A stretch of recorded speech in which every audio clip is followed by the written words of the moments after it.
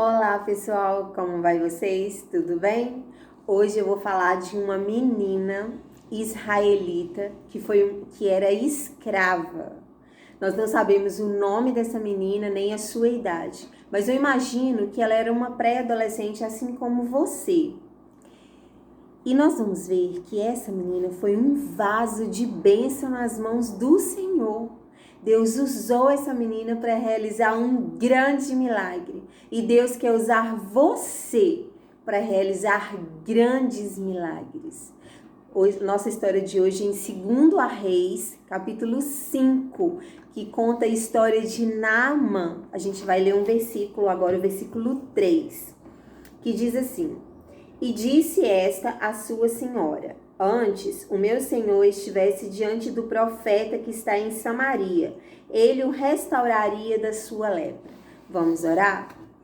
Senhor Jesus, muito obrigada, Senhor, por ser o nosso Deus, o Senhor da nossa vida, por nós confiarmos no Senhor. Abençoe a vida de cada um agora, meu Deus, que está assistindo, Senhor, essa gravação, esse vídeo. Que o Senhor fale conosco, meu Pai, fala conosco através da Tua Palavra e que a Tua Palavra, meu Deus, transforme as nossas vidas. É o que nós te pedimos e te agradecemos no nome de Jesus. Amém. Então, pessoal, eu falei com vocês que essa é a história de Naamã. Vocês já conhecem Naamã, né? Eu tenho certeza que sim. Naamã era um herói de guerra. Ele era capitão general do exército do rei da Síria. Esse Naamã, ele era um homem que era herói no seu país, lá na Síria. Mas ele era vilão lá em Israel. Sabe por quê? Porque ele entrou em Israel, ele invadiu a cidade e ele levou cativo como escravos, mulheres, crianças. E ele levou de presente para sua esposa uma menina. Sim, isso mesmo, levou uma menina que, como eu falei no início, a Bíblia não cita o nome dela. A gente não sabe a idade, mas a gente sabe que a Bíblia só fala que ela era uma menina. Então eu imagino que ela era uma menina, assim, praticamente da idade de vocês.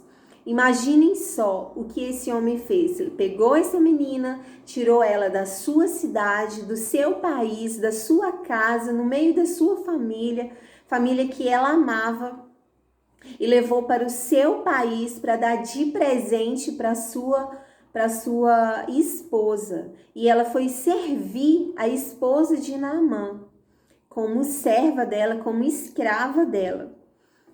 E Naamã, ele já tinha conquistado muitas coisas. Tudo que esse homem desejou, ele conquistou. Mas uma coisa ele perdeu, que foi a sua saúde. Não adiantava todo o ouro, toda a prata, todas as riquezas que esse homem, toda a glória que ele conquistou. Ele perdeu a sua saúde. E ele estava muito triste, a sua esposa triste, sua família, os seus servos estavam tristes, o seu rei, porque este homem ficou leproso. E naquela época, lepra era uma doença que não tinha cura. Não importa se ele tinha dinheiro para pagar os melhores médicos, os melhores remédios, isso não importava. Ela não tinha cura. Então ele iria morrer daquele jeito. Mas na sua casa, ele levou uma menina como escrava. E aquela menina fez toda a diferença naquela família, na casa de Naamã. Sabe por quê? Porque aquela menina, não era uma menina qualquer. Ela era uma menina de Deus. Uma menina que conhecia o Senhor. Uma menina que sabia das histórias de Deus, já conhecia o poder de Deus e ela confiava nele, mesmo na situação dela, sendo escrava em outro país, longe da sua família, longe da sua casa, longe de quem ela amava. Mesmo assim, ela não ficou revoltada, ela não ficou contra Deus, ela continuou confiando no Senhor e tendo fé no Senhor. E aquela menina foi usada por Deus para curar, para fazer um grande milagre naquela família, na casa e na vida daquele homem, o general do exército do rei da Síria. E ela chamou a sua senhora e falou: olha, se o seu marido estivesse lá em Samaria, na minha cidade em Israel, ele ia ser curado, porque lá tem um homem de Deus, um profeta do Senhor. Aquela mulher acreditou naquela menina. Agora vocês imaginam, se aquela menina fosse uma menina revoltada, que não confiasse mais no Senhor, vocês acham que aquela senhora ia ter confiado, ter acreditado nela? Eu acho que não. Mas ela acreditou, ela confiou sim, porque eu tenho certeza que quando aquela senhora olhava para aquela menina, ela não via uma menina qualquer, mas ela via uma menina de Deus, ela via o Senhor através da vida daquela menina. O seu testemunho com certeza falou alto naquela hora ali, e aquela senhora acreditou, chamou o seu marido, falou para ele: olha, lá em Israel tem um homem de Deus, um profeta, e ele pode te curar. Naamã foi mais que depressa, falou com Ben-Hadad, que era o rei da Síria, que ele precisava de ir em Israel. E o Ben-Hadad mandou uma carta, ele escreveu uma carta para o rei de Israel e falou: olha, eu estou mandando o meu general aí para você curar ele. Quando o rei de Israel leu aquela carta, sabe o que ele fez? Ele rasgou as suas vestes e ele falou assim: por acaso eu sou Deus? Como assim eu vou ter que curar esse general? Esse homem está querendo arrumar guerra, querendo arrumar confusão com a gente, porque eu não sou Deus, eu não posso curar ninguém. Mas o profeta de Deus chamado Eliseu, quando ficou sabendo disso, que o rei de Israel tinha rasgado as suas vestes, ele falou: olha, manda ele aqui, porque ele vai ver que aqui em Israel há profeta do Senhor.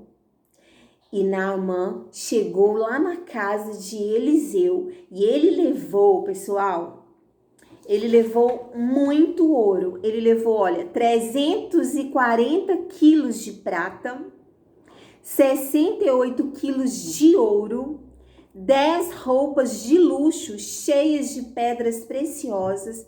Ele levou como presentes, porque ele queria ser curado. Quando ele chegou lá na casa de Eliseu, Eliseu nem foi ver o Naamã. Sabe o que ele fez? Ele mandou o servo dele, Geazi, falar com ele assim: olha, você vai lá no Rio Jordão e mergulha 7 vezes e você vai ser curado. Sua pele vai ficar limpa, como de uma criança. Naamã ficou revoltado, porque ele era o general do rei da Síria.